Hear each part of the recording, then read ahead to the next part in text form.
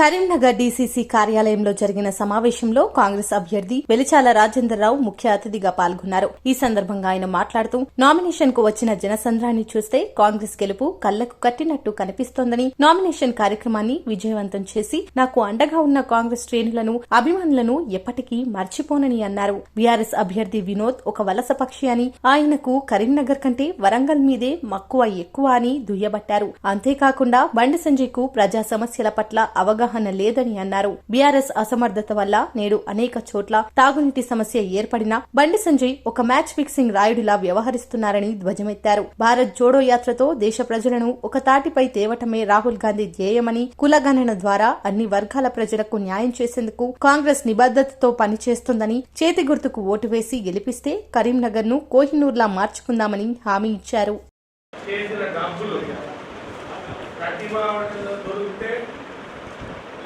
Karimnagar parliament ఎలక్షన్లలో ఆ డబ్బులతో కొని గెలుద్దామనుకునే ఆలోచన ఉన్న వినోద్ కుమార్ గారికి పాతాళానికి కరీంనగర్ ప్రజలు తొక్కడం ఖాయం.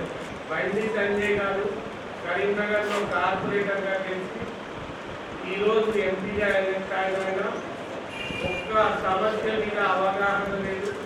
కరీంనగర్ నీటి వసతి 35 ఏళ్ల కింద మా తండ్రి వెలిచాల జగపతిరావు గారు చేసిన నీటి వ్యవస్థతోనే ఇప్పటి వరకు కూడా ప్రజలందరూ జగపతిరావు గారు చేసిన స్కీమ్ ద్వారానే నీళ్లు తాగుతున్నాము.